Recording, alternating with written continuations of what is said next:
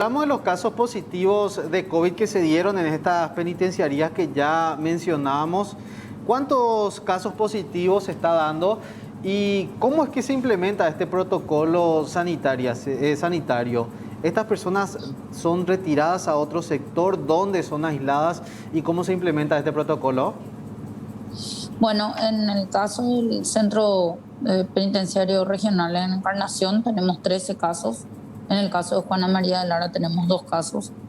En ambos lugares lo que hacemos es separar a las personas infectadas, o sea, confirmadas desde que tienen casos sospechosos, desde que son considerados casos sospechosos porque tienen casos respiratorios, ¿verdad? Tienen síntomas respiratorios hasta que se le toma la muestra y se tiene el resultado. Ya se los aísla de la población en un sector que intentamos que sea separado. No en todos los lugares podemos hacer lo mismo, pero sí tenemos lugares asignados para eso. ¿Y en qué ya lugares? Lo hemos hecho Sí, ¿en qué lugares, por ejemplo, ministra, no pueden separar a los reos con casos positivos? No, generalmente generalmente podemos, ¿verdad? Pero cuando ya vemos que hay un contagio masivo en un pabellón, ya lo que hacemos es aislar el pabellón, ¿verdad? Ya no le quitamos a las personas, le podemos quitar los 2 o 3 primeros. Pero si tenemos, por ejemplo, 70 casos, alerta de casos en el mismo pabellón, tenemos reporte de esas cantidades, ya aislamos el pabellón total, ¿verdad? Porque ya se asume que el contagio en ese pabellón ya es total.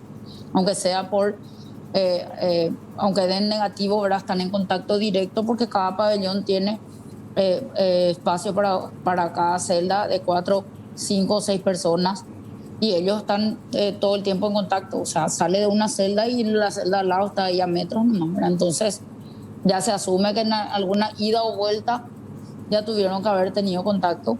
Entonces lo que hacemos es el pabellón se aísle, ¿verdad? Ese sector cuando es masivo. En este caso todavía no tenemos, en el Cerezo tenemos 13 casos y en Juana María de Lara tenemos 2.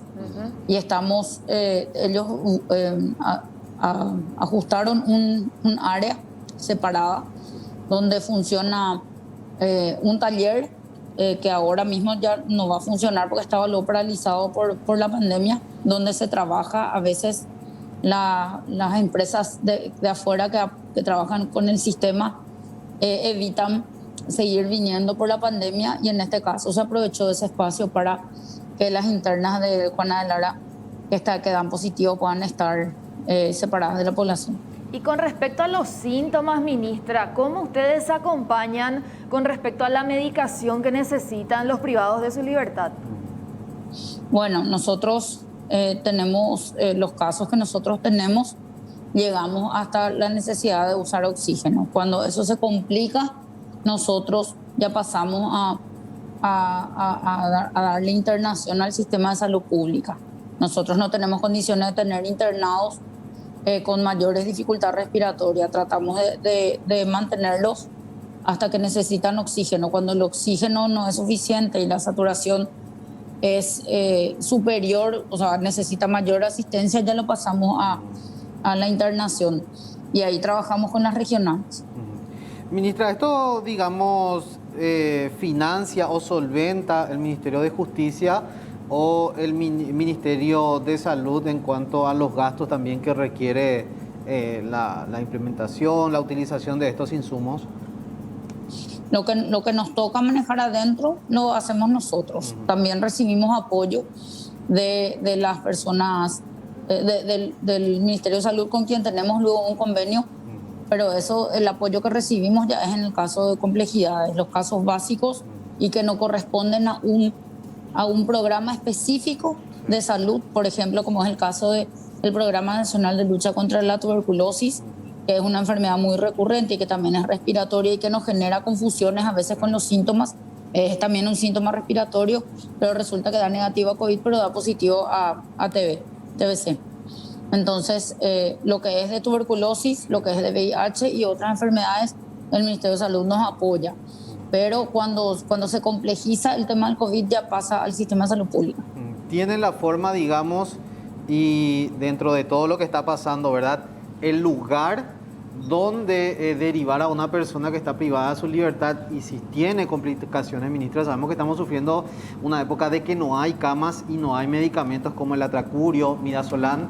De repente, ¿qué pasa cuando alguien que está privado de su libertad empeora la situación? ¿Tienen dónde trasladarle para que pueda ser internado, digamos, en una cama de terapia intensiva y también la provisión de los medicamentos? Bueno, hasta ahora no tenemos dificultades y de eso le hablamos a la población cuando les exhortamos al cumplimiento de las medidas y también al personal penitenciario, ¿verdad? Porque nosotros tratamos ahora de que el protocolo de visitas sea cumplido estrictamente, ¿verdad? Que siempre es un problema porque cuesta mucho evitar el contacto físico, que haya distanciamiento, que no compartan el tereré, que es un problema cultural con el que tenemos que luchar y que es a lo que nosotros le asignamos, por ejemplo, en el Centro Educativo Sembrador de Villarrica, donde consideramos un contagio masivo porque la cantidad de chicos, de los adolescentes que están privados de libertad es siempre mucho menor a la cantidad de adultos que están en un centro. Y sin embargo, ahí tuvimos 20 casos y todos le asignan al compartir la bombilla del tereré, ¿verdad? Claro. Eso siempre estamos nosotros tratando de lidiar con eso y les decimos, bueno, ustedes sean conscientes de la situación crítica que hay afuera, cuídense para no contagiarse. Si se contagian, vengan a contar enseguida, porque hay personas que no quieren, por ejemplo, abandonar su celda, entonces no cuentan enseguida que tienen síntomas respiratorios. También implica que el personal de Blanco salga a buscar casos, porque recorriendo los pabellones, y nos colaboramos entre todos en ese sentido.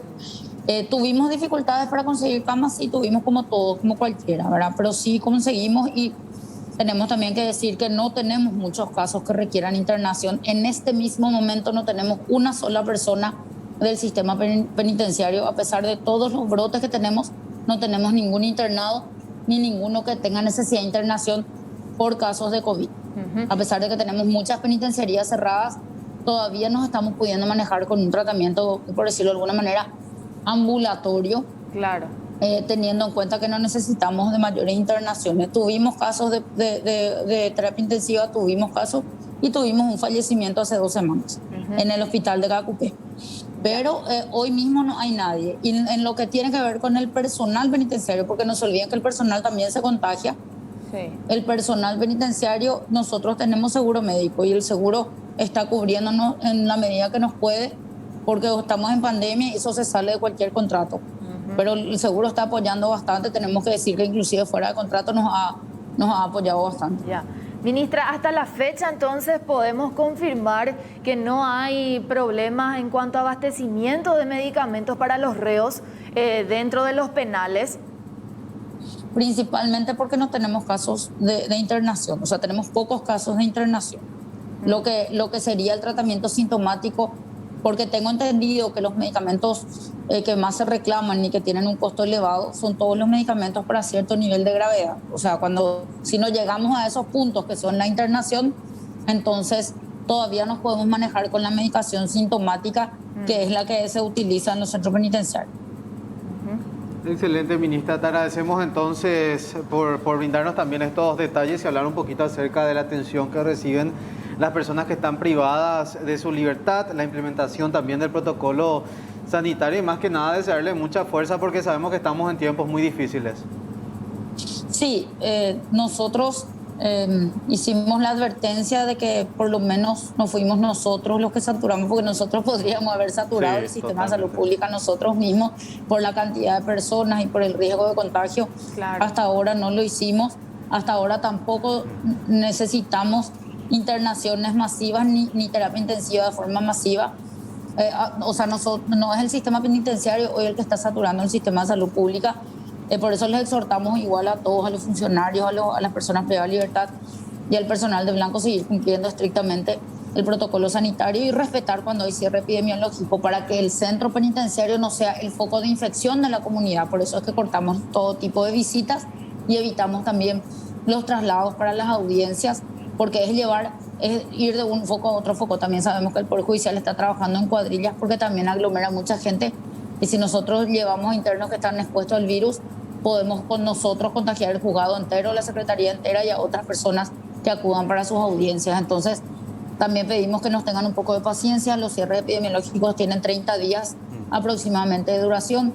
Cuanto más pronto les atendemos a todos y les hisopamos a todos, más pronto se controla, por decirlo de alguna manera, la propagación y más pronto se reabre el penal.